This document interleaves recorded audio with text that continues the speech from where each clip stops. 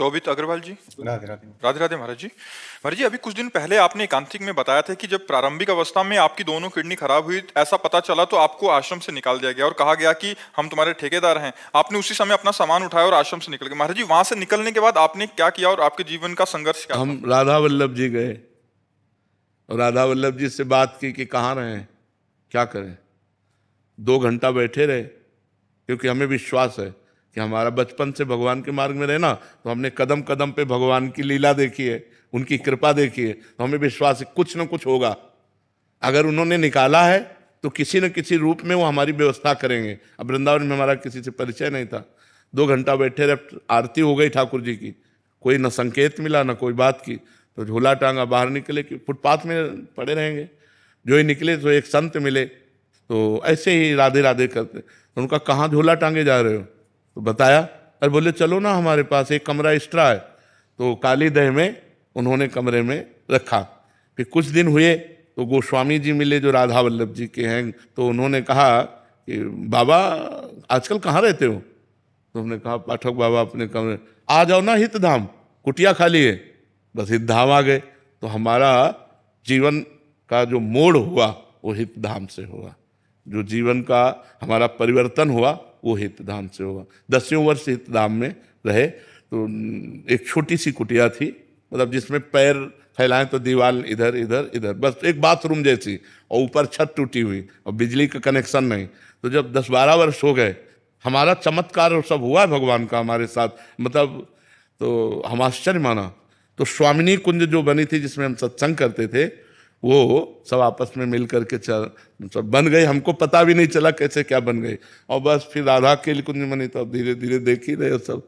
यहाँ तक ऐसे जीवन यात्रा हुई। हितधाम तक भिक्षा मांग के खाते थे। तो वास की व्यवस्था हितधाम में जब हुई, वो वहाँ से जीवन पलटा हमारा। वहाँ से जीवन पलटते पलटते अब देखो ये जीवन आ गया कि भगवान समाज की सेवा दे दी। वैसे बैठकर बात करने का, लाखों लोग प्यार करते हैं। तो भगवान की कृपा से जिसको कोई पानी देने वाला नहीं था, आज हजारों लोग प्यार करने वाले हैं। ये भगवान का सब दिन होत ना एक समान, एक समय वो था और एक समय ये है। प्रभु एक छोटा सा प्रश्न है कि जैसे मैं गृहस्थ हूँ, संसार के सारे काम करता हूँ, भजन भी कभी होता है कभी उतना नहीं होता, तो हमेशा ये थोड़ा सा डर लगा रहता है कि कहीं माया एकदम से गिरा ना दे। हाँ, अगर आप समय को समर्पित करते रहें, जैसे 8 से 9 बजे तक आपने जो भी किया उस कर्म को, और 8 से 9 बजे तक के समय को भगवान को समर्पित करते रहें, तो भगवद समर्पण कर्म से आपकी बुद्धि पवित्र होकर भगवान में लग जाएगी। जो गृहस्थ आदमी है उसका ज़्यादा भजन नहीं बनता, जो हर समय माला लिए, हर समय वो कर्म परायण होता है। तो उसको चाहिए अपने कर्म भगवान को समर्पित कर दे। जैसे 8 बजे से 8 बजे तक 12 घंटे नौकरी की, तो 12 घंटे बाद हे करुणा निधान भगवान, हे जगत के स्वामी, आपकी सृष्टि में ये 12 घंटे काम किए, ये 12 घंटे का समय और काम आपके चरणों में समर्पित। तो ये भगवद अर्थ कर्म उसको भगवत प्राप्ति करा देगा। भगवान ने हर रास्ता इसलिए बनाया है कि हर जीव का मंगल हो जाए। तो जो बहुत क्रियापरायण है वो अपने क्रिया योग, कर्म योग को भगवान को समर्पित कर दे, तो उनका काम बन जाए। अजय राय जी।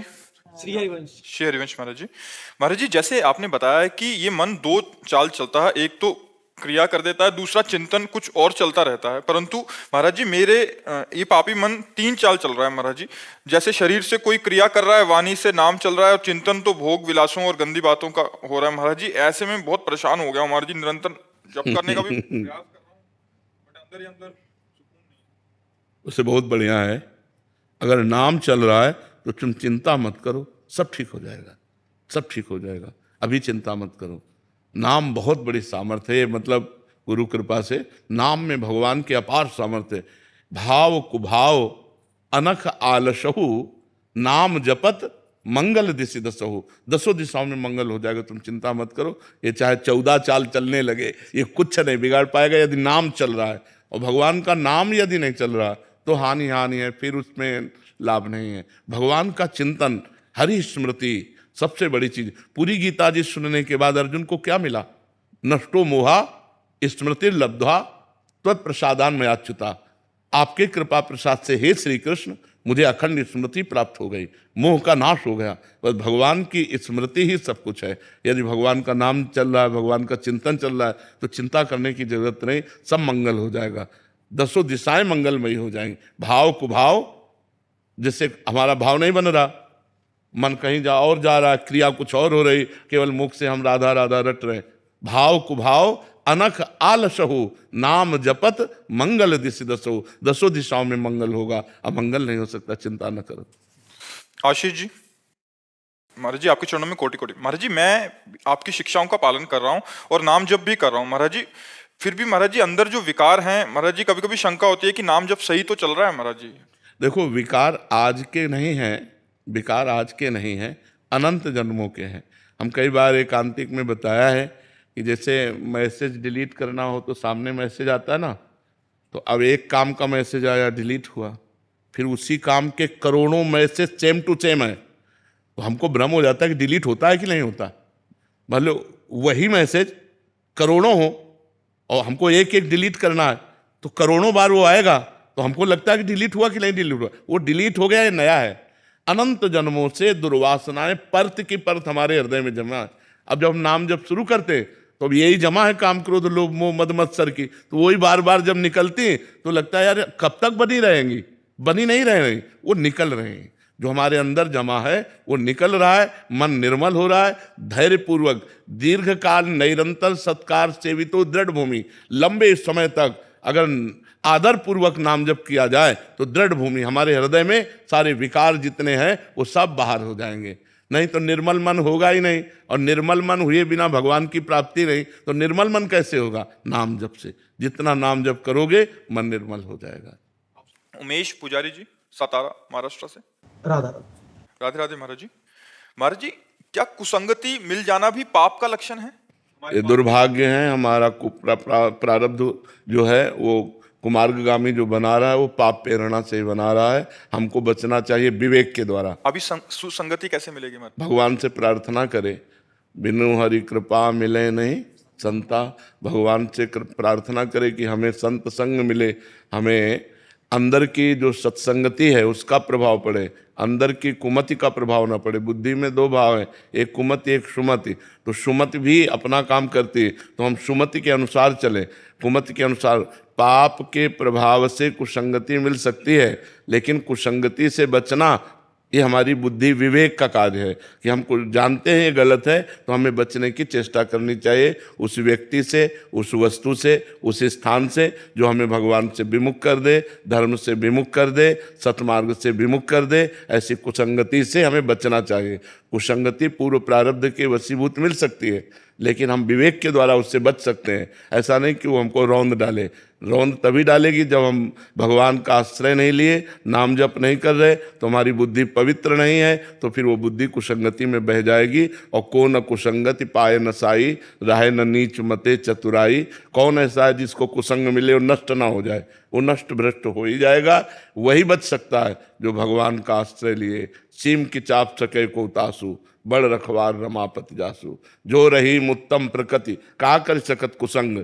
चंदन विष व्यापत नहीं, लपटे रहत भुजंग। जो उत्तम स्वभाव धारण करे, उत्तम स्वभाव यही है भगवान का चिंतन करना। संसार का चिंतन करना अधम स्वभाव है, और भगवान का चिंतन करना उत्तम स्वभाव है। तो भगवान के अनेक नाम हैं, जो नाम प्रिय हो उसे निरंतर रटो, तो कुसंगति का प्रभाव, कलयुग का प्रभाव, काम क्रोध आदि का प्रभाव हमारे ऊपर आएगा, पर हमें नष्ट नहीं कर पाएगा। यदि नाम चल रहा है तो नाम छूटा तो कहा हनुमंत विपत्ति प्रभु सोई, जब तो सुमिरन भजन न होई। वही विपत्ति, वही संगति का प्रभाव हमारे हृदय में पड़ जाएगा जब नाम नहीं चल रहा। और नाम चल रहा है तो विपत्ति नहीं है, फिर संगति चाहे जितनी गलत हो वो हमारे ऊपर प्रभाव नहीं डाल पाएगी, क्योंकि भगवान का नाम पहरा दे रहा है। नाम पहारू दिवस निश्चित, रात दिन जो नाम जप रहा है उसका अमंगल नहीं हो सकता। इसलिए खूब नाम जप करो और भगवान से प्रार्थना करो कि सुसंगति मिले, संतों का संग मिले। महाराज जी आपके श्रीमुख से सुना है कि पुण्य पुंज मिले ना संता, तो आज के पुण्य जो करेंगे उसके परिणाम स्वरूप भी संतों का दर्शन होगा? हाँ, ऐसा हो सकता है, ऐसा हो सकता है। हम तीर्थ अवगाहन करें, परोपकार करें और भगवान से प्रार्थना करें तो फिर मिल सकता है, फिर संतों का संग मिल सकता है। सुकृतवान को ये लाभ मिल सकता है। पुण्यवान को जैसे पक्षियों को चुगाते चुगाते कभी हंस आ गए तो चुगाने का अवसर मिल गया, ऐसे ही हम जनरल साधारण सेवा करते करते कभी किसी महापुरुष की सेवा बन गई, हमारा काम बन जाएगा। तो हमारा भाव जब पुण्य अर्जित करने का हो, पाप से रहित जीवन हो, तो संत संग निश्चित मिल जाएगा। पुण्य पुंज बिन मिले ही न संता, ऐसा भी सिद्धांत है। खूब सुकृत करे तो उसके परिणाम से भी संत संग मिल जाता है।